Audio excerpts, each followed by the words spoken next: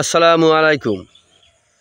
প্রিয় দর্শক, আপনারা যেখান থেকে আমার এই ভিডিওটি দেখতে পারতেছেন, আমি সবাইকে জানাই আন্তরিক শুভেচ্ছা এবং অভিনন্দন। এই যে আমার সামনে যে ঘাসটা দেখতে পারতেছেন, এই ঘাসটার নাম হচ্ছে ইন্দোনেশিয়ার স্মার্ট নেপিয়ার ঘাস, গরু ছাগলের প্রিয় ঘাস। এই ঘাসটা একবার যদি আপনি জমি চাষ করে রোপণ করেন, একবার চাষ করে রোপণ করলে কমপক্ষে ৫ থেকে ৬ বছর পর্যন্ত আপনি এই ঘাসটি খাওয়াতে পারবেন।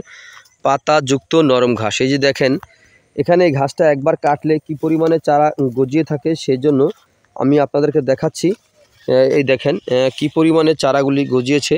তো আপনারা দেখতে পারতেছেন, এরকম পাতাযুক্ত ঘাস যদি আপনারা রোপণ করতে পারেন, তাহলে খুব সহজে আপনারা গরু ছাগলকে কিন্তু কাঁচা ঘাস যদি খাওয়াতে পারেন, তাহলেই কিন্তু আপনি আপনার খামারে খুব সহজে আপনারা কাঙ্ক্ষিত লক্ষ্যে আপনি পৌঁছতে পারবেন। পাতাযুক্ত নরম ঘাস। ইন্দোনেশিয়ান স্মার্ট নেপিয়ার ঘাসে ২২ থেকে ২৫% প্রোটিন রয়েছে। এই কারণে এই ঘাস খাওয়ালে আপনার দানাদার খাদ্যের চাহিদা কমে যায়। ঘাসে হচ্ছে আপনার খরচ কম, লাভটা কিন্তু বেশি। খরচটা এই কারণেই কম, ঘাসটা আপনি একবার রোপণ করবেন, একবার রোপণ করলে আপনি কমপক্ষে ৫ থেকে ৬ বছর পর্যন্ত আপনি এই ঘাসটি কিন্তু গরু ছাগলকে খাওয়াতে পারবেন।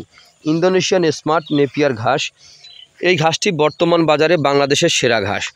তো যাই হোক, যদি আপনারা ইন্দোনেশিয়ান স্মার্ট নেপিয়ার ঘাসের কাটিং অথবা গুয়াতিমালা হাইব্রিড ঘাসের কাটিং ও চারা, অথবা আপনার জারা ওয়ান হাইব্রিড ঘাস, মানে যে কোনো ঘাসের কাটিংয়ের প্রয়োজন হয়, তাহলে আমার স্ক্রিনে দেওয়া নাম্বারে যোগাযোগ করবেন। আমরা এরকম ঘাসের কাটিং সারা বাংলাদেশের সুন্দরবন কুরিয়ার সার্ভিসের মাধ্যমে আমরা ডেলিভারি দিয়ে থাকি, অথবা স্টেট ফাস্ট কুরিয়ার সার্ভিসের মাধ্যমে।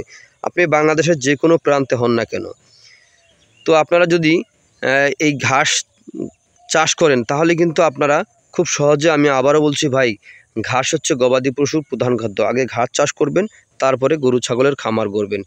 যে সকল ভাইরা খামার গড়তে চাচ্ছেন, যদি আপনারা ঘাসের যদি কাটিং যদি রোপণ করে নাও থাকেন, তাহলে আমি বলবো আপনারা আগে ঘাস চাষ করবেন, পরে খামার গড়বেন।